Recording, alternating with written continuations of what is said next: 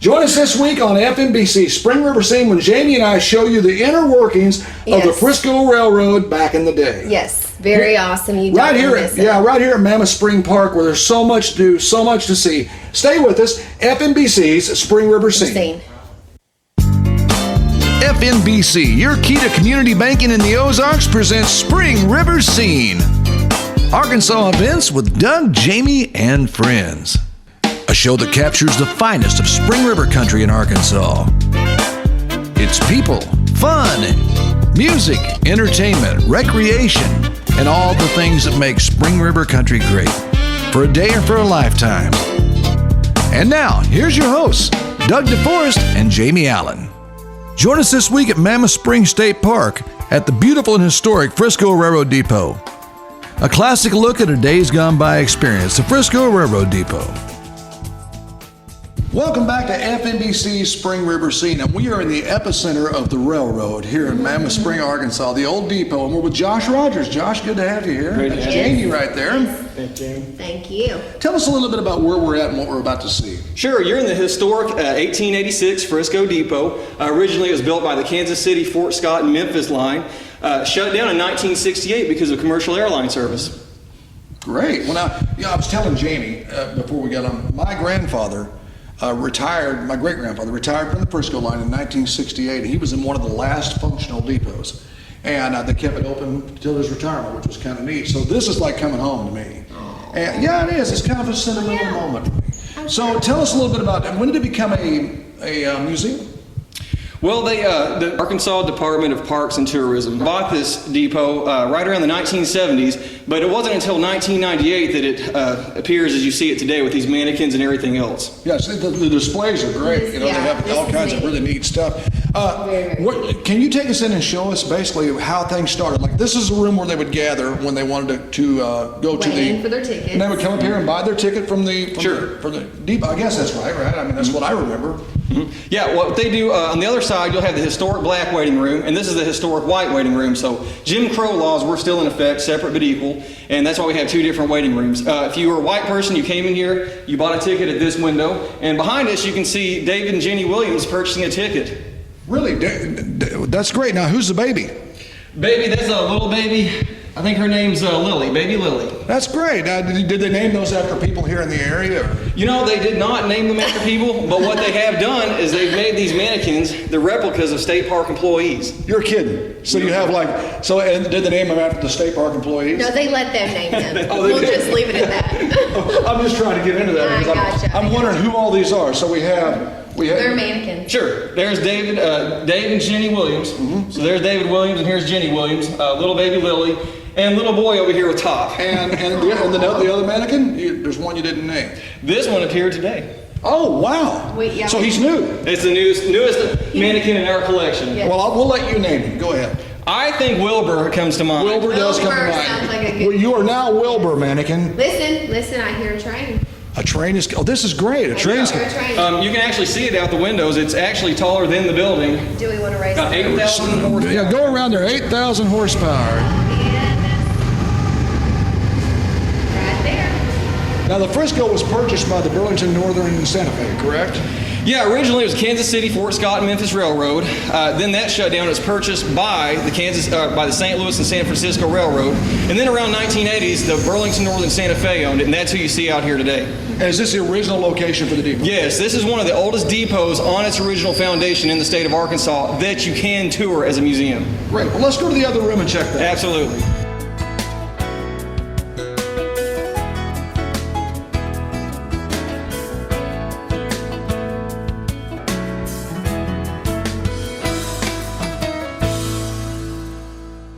Here we are in what I think is the most neat room that there is in a depot, and I want you to explain everything that's going on in here because this is really the epicenter of the whole thing.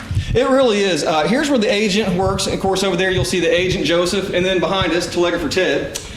Traditionally, this is where the workers would have done all the business, and in this depot in particular, there are usually just one worker. So you'll see two people in this depot, but our clerk over here, Joseph, he has to be a very smart man. He has to be able to read and write, he has to be able to see color, and he has to deal with difficult customers all day long. The best part about this room is that everything in here is original to the depot, minus things like the Ravenden desk and a few other purchase items. Oh, wow. But the town of Mammoth Spring was nice enough to donate this stuff back to us after it shut down in 1968. Oh my word. Awesome. Now tell us about Telegrapher Ted, correct? Telegrapher Ted. Telegrapher Ted. That's This almost guy here. that's Ted right there. He's doing his thing. Okay. Now what the telegrapher would sit in there, and sometimes I know in the case of my great grandfather, the depot master was also served as a telegrapher because his depot was small. Yes. And so he would sit in there and he would send messages. Nowadays we do the Skype, but they didn't do that back then. No, they did not. In fact, right here in my hand, I have a picture that will describe what's going on. Telegrapher Ted, he's receiving Morse code messages, he's deciphering the message, and then he's typing the message up on the typewriter and sticking the message on these train order hooks. So these are message hooks giving the train orders to the firemen on the back of the caboose. Oh my word. So they would come by, they would grab the message, and that was why the hooks were out there. Exactly. Also for mail. So is that why they did away Yeah. with the cabooses? Well, they did away with caboose because, number one, the train goes faster. Also, we don't have so many crew members as we used to. And that was really a home away from home for the crew. So now they stay at hotels, and they're able to get from here to Memphis in one day. Now I have one thing to tell both of you guys before you go into this Really, question. This really. is cool. This is Awesome. cool. I actually rode when I was a kid back and forth from Crocker, Missouri to Richland, Missouri in the caboose to get ice cream with my great grandma. That was just kind of neat, and it was hot. Well, you know, you were talking about your great-grandfather working on the railroad. My uncle retired from the railroad, Illinois Central. My father worked on Illinois Central, and my grandfather retired from Illinois Central. So you're a railroad gal. Yes, I am. How about that? I'm a railroad guy. You're a railroad gal. Are you? I know. Do you have any railroad history in your family, James? We do, actually. Most of it's current, though. It's Burlington Northern history. We don't have any Kansas City, Fort Scott, and Memphis history, Well, unfortunately. mine's Frisco. Which is the next step. It's okay. It's like a melting pot. It is. Mhm. It was like we're brothers and sisters, so it's kind of neat. Okay, so now what is this desk behind us here? Is this where they stood to make the telegraph for this guy to send? It sure is. That's the waybill table, and you'll see Western Union telegraph and cable blanks.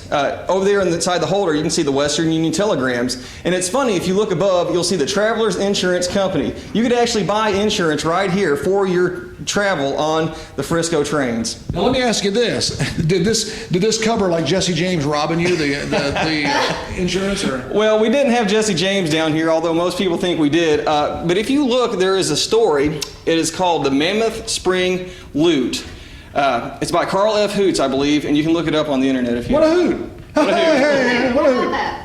Okay, but let's move into now. Like you said, it was segregated Jim Crow, segregated but equal.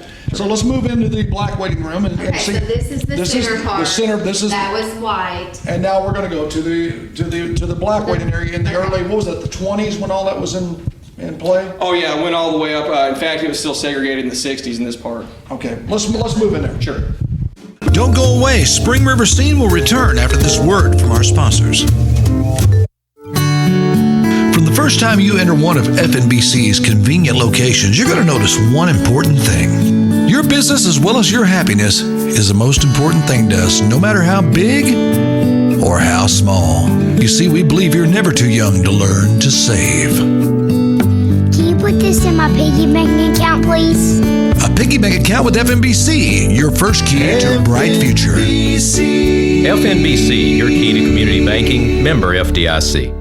From the minute a medical emergency occurs, precious moments are all that separate life and death. In that moment, you can count on Air Evac. As a member of the Air Medcare Network, Air Evac serves residents from numerous locations and understands the critical aspect of time and treatment. Membership starts at just $65 per household and automatically enrolls you in all 5 Air Medcare programs across 28 states. In Missouri, call Kevin Gorski at 417-293-2535 and in Arkansas, Chris Mackey at 870-219-6896 to enroll. Air Evac, when seconds count. Tommy Hair Figures is the full-service salon located on the 4-lane in Ash Flat. Yes, at Tommy Hair Figures, we do hair, but we're also a full-service salon. Nails, pedicure, manicure, and a fantastic massage await you. Phone 994-7007 for Tommy Hair Figures. What sets Ivy Automotive and Tire apart from the competition? Try 30 years from the same location and people you can count on for quality services at a great price. Stop by Ivy's on the 4-lane in Highland or call 856-2422. For all your car needs, that's Ivy Automotive and Tire. So here we are in the historic black waiting room. Now, one thing that we're very glad is that all these segregated days are over. But back in the day, this was the way it was done. Absolutely. If you were a black man, you would have came into this room. It's a historic black waiting room. Again, Jim Crow laws were in effect, separate but equal. And over here, you'll see Charles Washington. And in this depiction, he's shipping out peaches to a market in Chicago.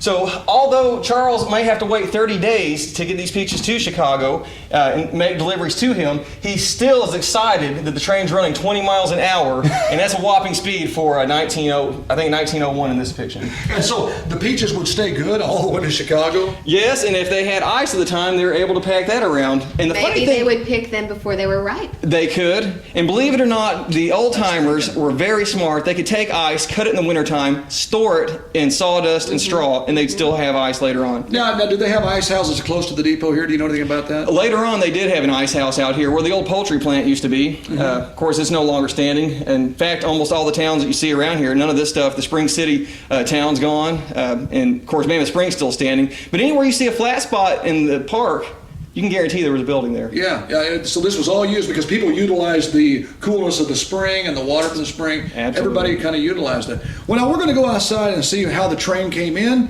It's because it pretty much stands today as it did before, correct? It does. Yeah, everything that you see is just how it should have been back then, minus this desk in front of us. We put that in so we could have an office. Okay, but it kind of would have looked like that in here, or would have been open. This would have been open. There would have been benches just like the ones behind us. That's one thing that I was going to ask. ask you. I noticed this waiting room is very much smaller. Because everything's been used up with the Okay. the desk. Okay. And so that's what I wondered, because I didn't think that they had this in the front of the. Okay, No. Let's move on. All right, now this. Oh wait. This is the mail hook we were talking about, right? Well, Yeah. they put the telegraph on it. I don't think this was the No. telegraph hook, but it was like that, except for some mail. Yeah, what they do behind us, if you can actually see above us, you'll see the old semaphore blade on top of the building. Inside on the telegraph station, you could see they had levers. So he'd crank that lever, turn that semaphore to yellow, slow down the train just enough to cruise by the depot and pull the mail bag right off the end of this hook. Oh, wow. Isn't that awesome?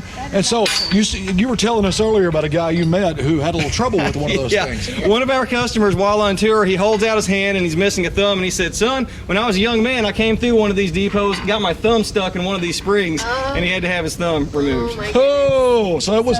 It could be a dangerous job. It could be a dangerous job back then. That is heavy. It is. Oh, that's okay. You can't do it. I couldn't work here.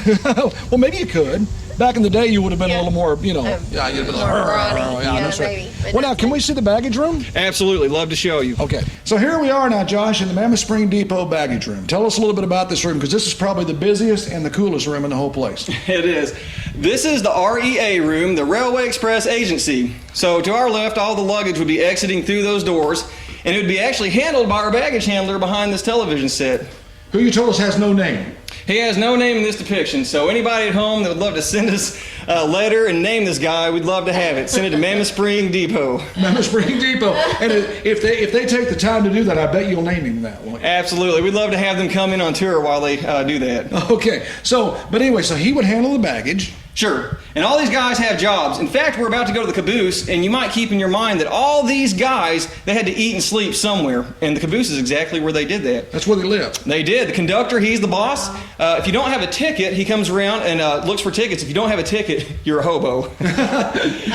Over here, the brakeman, he's no longer employed, but he actually was in charge of 5 cars at a time. And he would run and jump from cart to cart, so it's a very dangerous job. If he fell off the train, which is pretty common at the time, nobody knew until the train did not stop. Oh my gosh. So the caboose actually was the home. Yes, it's almost, you can imagine in your mind, an RV on the back of the train. Without air conditioning. Without air conditioning. Yes. Now let me ask you this about this room, because we have the coalman, we have the brakeman. Now, how much coal would an average train use back in the 1890s? Did you ever get that stat? Tons. Tons. And so, would they shovel all day, or would they take breaks, or how would that work? You know, sometimes there'd be 2 firemen on the train, but in this depiction, there's one guy, and it's a back-breaking job. As you can see, he's shoveling coal inside the hot box. And if you can look above us, you'll see the clinker rake. And the clinker rake on the wall, it just gives you an idea of how deep the hot box was. Wow. So the temperature for him had to be awful. Yeah, it was a terrible job. He might be missing some eyebrows. And it's real important to point out that these are steam engines. So as he's shoveling the coal, there's water wrapped around the boiler, and it boils the water, creates steam, pushes the train.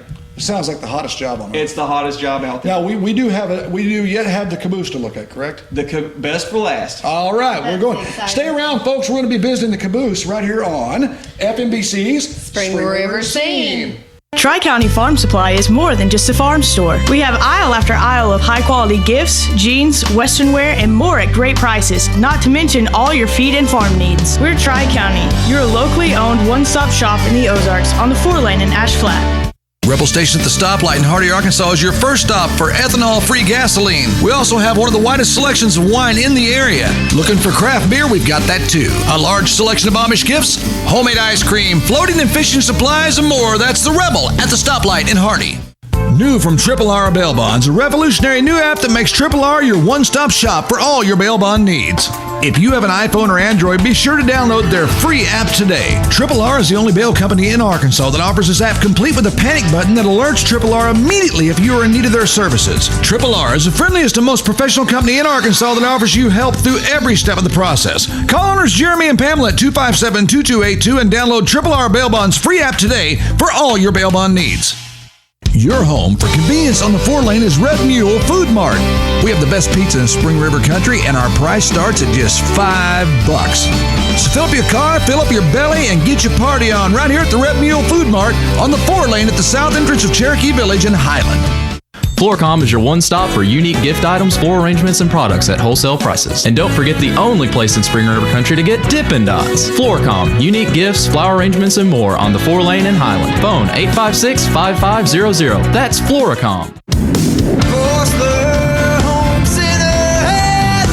Hi, I'm Matt Forsler, and welcome to Forsler Home Center.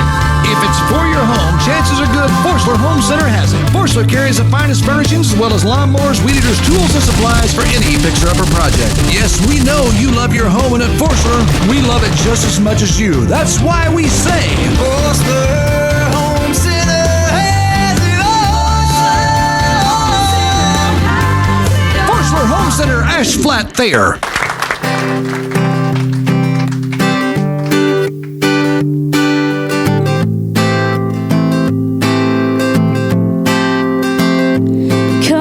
Fountain of every blessing, I tune my heart to sing thy grace, the streams of mercy, and never ceasing, oh, call for songs of loudest praise, and teach me some melodious sonnet, sung by flaming tongues above, praise the mount I fix upon it, mount of thy redeeming love,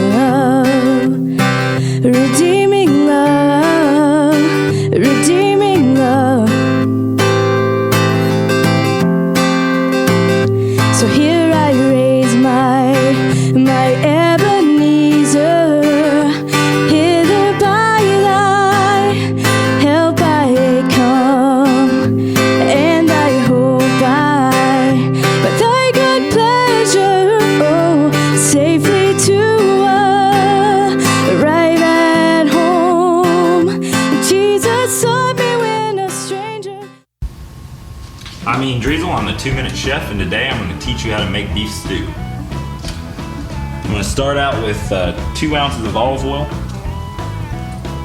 put it in a hot pan. I'm going to take 2 pounds of chuck, cubed at a 1/2-inch dice. I'm going to add about a 1/4 cup of flour. I've already seasoned this meat with salt and pepper. You can do that overnight if you'd like. It just helps flavor the meat a lot more. This flour is for color and also to help thicken the sauce once it all starts coming together.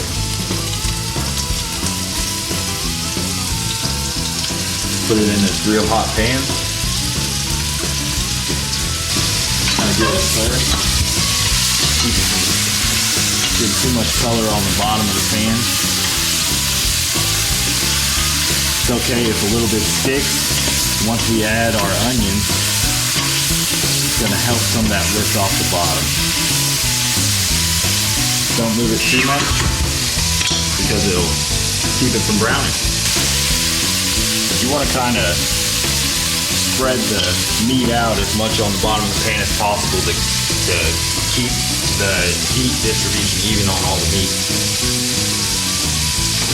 That way you'll get an even brownness instead of some really brown pieces and a couple really pale pieces.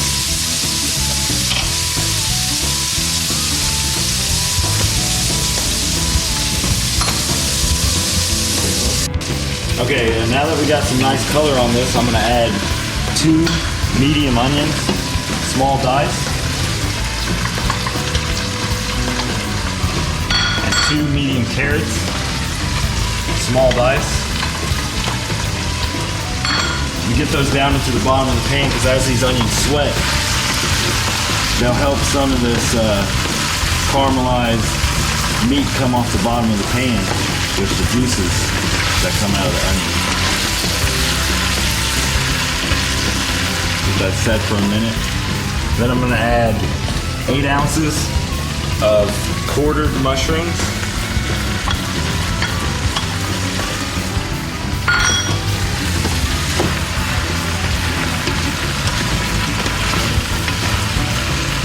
Two stalks of celery, small dice.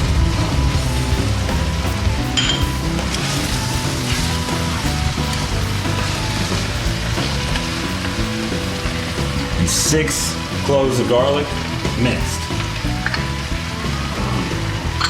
Now we're gonna add about 3 sprigs of thyme and 2 bay leaves.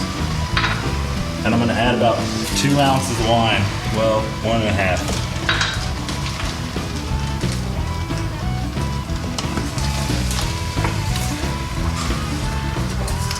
That's gonna help us get the rest of that flavor off the bottom of the pan, that wine. As the alcohol boils off, we're gonna add 2 quarts of beef stock. Now when we add our stock, we're gonna add it slowly. That's just to make sure that all that flour gets mixed in with the stock as we pour it in and it doesn't separate. Now to that, instead of using a lid, I'm just gonna place some whole half potatoes on top of this beef to kind of keep some of the heat down on the bottom.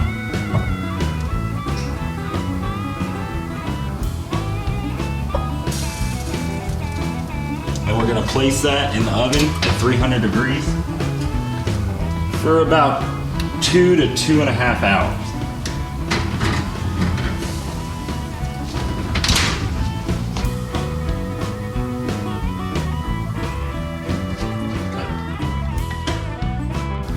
Let's try it out.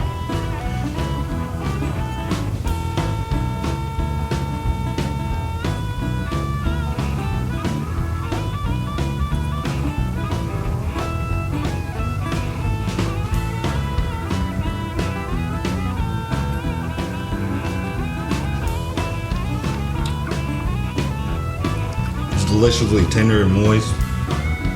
Potatoes just falling apart. Got some good earthiness from the mushrooms.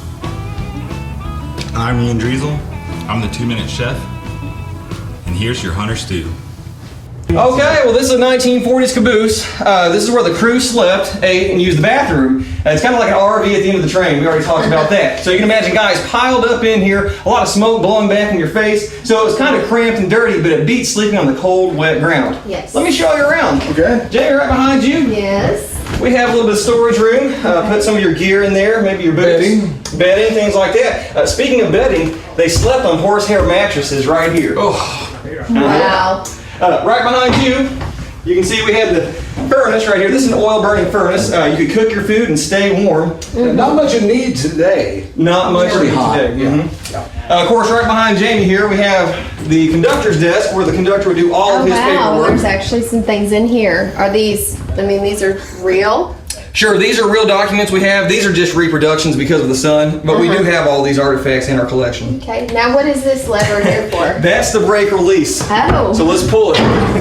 Release the train. So we'll go bye-bye. Okay. Okay. Back here is pretty neat. We have the cupola.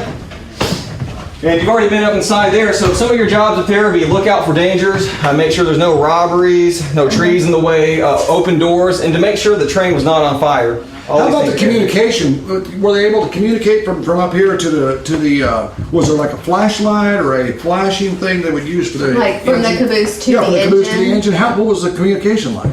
It's kind of tricky. The trains back then were about 20 cars long, so you could actually have line of sight from the front of the train to the back of the train.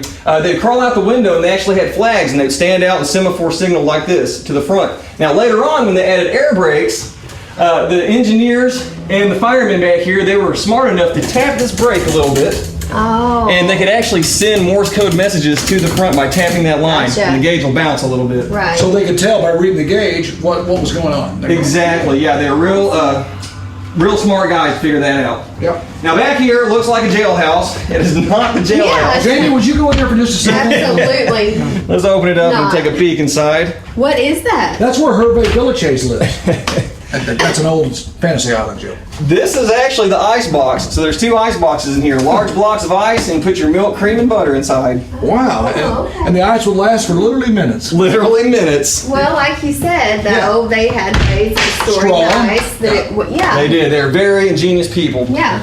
And then last but not least, at the end of the train, just where you want it, is your bathroom. What a get a Oh, load wow. of this, Sid. What a fancy bathroom we have. Yes. Indoor outhouse. Now, did they have the old lever pull that would release stuff to the elements, or did they carry it in a tank? Well, Doug, in this case, they didn't need any of that. It just goes straight down to the tracks. There you go. Great. So that's all you need. that's something we really need to talk about on this show.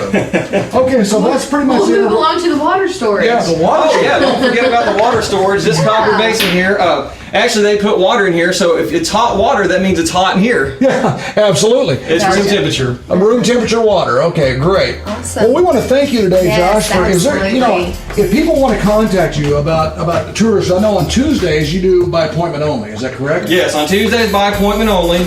Wednesday, Thursday, Friday, Saturday, we're 8 to 5, and then on Sunday, we're 1 to 5. Now, when can folks find a tour guide at this location? They have to actually call you and set that up, correct? If they show up on any of those hours that I said, on the hour or the half hour, we'll give them a tour free of charge, and it's air conditioned. Except for this. Except for this part. Do you have that number? Yes, I do. The park number is 870-625-7364. Wonderful. Okay. Now, see, Jamie, that's how it's supposed to work. Right, I know. Last right. season, we asked people for their number, and they Right. I had no idea. Yes. So, well, thank you very much for your Yes. time. Thank you. And this was wonderful. Wonderful, thank you. Yeah. Okay. Wait. There you go.